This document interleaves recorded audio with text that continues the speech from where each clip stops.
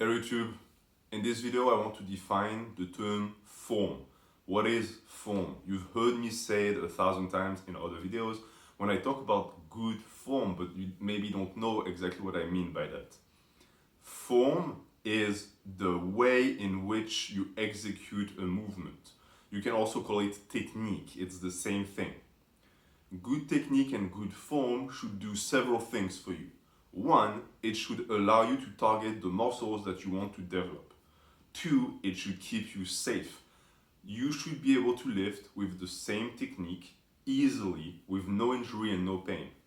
And three, it should be easily reproducible. So you should be able to do it every single time the same exact way.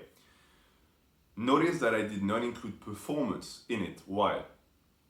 Good form might make you lift less weight. It's fairly possible. There are certain areas or lifts where perfect form equals perfect transmission of force, which means the best pound that you can get basically.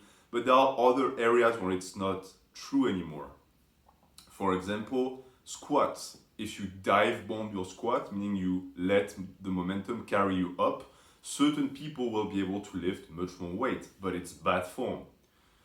If you round your upper back on the deadlift, you can lift more weights in certain cases because it's much easier to get the bar off from the floor, but it's bad form. So since I'm not a powerlifter and I'm not into performance, I'm not going to mention that as a criteria because I don't really care. As for the rest, good form allows you first to target the muscles you want to target. So for example, on the squat, let's say you want the squat to be a quad builder. Well, your form is going to have to be tailored towards and around that. Any type of knee flexion is going to grow your quads to some extent, but there are certain types of squat that will grow your quads more.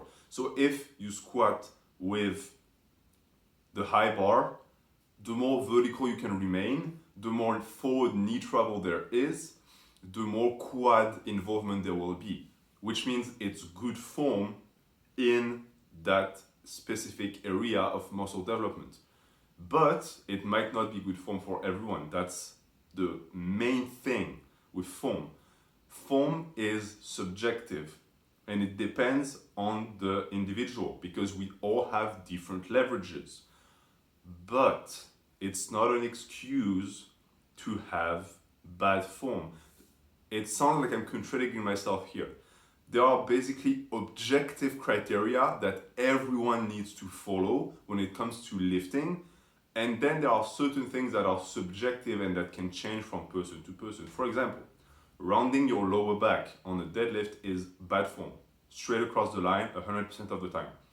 Flaring out your elbows on the bench press is bad form 100% of the time. Knee valgus on the squat is bad form. Knee valgus is when your knees cave in. It's always bad form. There's no discussion on that. Things that are subjective, the height of your hips when you pull on the deadlift, that's subjective. Some people pull with low hips like me, some people pull with high hips. You can also argue that rounding off the upper back, depending on the degree of it, can also be considered subjective. For squats, knee travel, hip, as the degree of angle of the hips when you open them on the squat, that's subjective. For the bench, where you touch the bar and the degree of the elbows being tucked, that's subjective. All of these things are going to vary whether you are tall or small, if you have long limbs or if you have a long torso. All of that is going to have to be taken into consideration. So if you're a new lifter or if you're someone who maybe didn't pay a lot of attention to their form and therefore would want to start, which of these two do you keep in mind? Well, we are going to mind the objective part of bad form first. If you manage to keep that in check and never do that ever, you're going to be in very good shape. You've already reduced your injury rate by a large margin. The subjective part is what's going to matter more when you become more advanced, either because you want to be more performance, and you want to make sure that you tailor your lifts to your specific leverages to lift more weight, or because you want to target certain muscles. That's when you dig in. That's when you do a forensic examination of the lift after you've accomplished them. So you do a lift and then you assess it. Did I feel it in my quads, in my hamstrings? What can I change? There are usually certain things that can be done in every single lift to target certain muscles, and that's going to be pretty much 100% true across the line for everyone. For example, on the squat, the closer stance you have and the more you point the toes out, the more certain muscles will be recruited. So if, for example, if you are able, I'm not saying to do that, but if you are able to have both your feet like this on the squat, pointing straight forward, and squat like this, you're going to recruit a ton of quads, because the knee forward, the travel of the knee forward is going to be insane.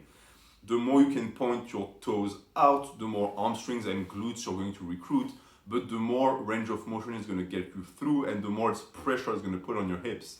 So it's up to you to weight in what risks you're willing to take to achieve a form that's going to lead you to certain results.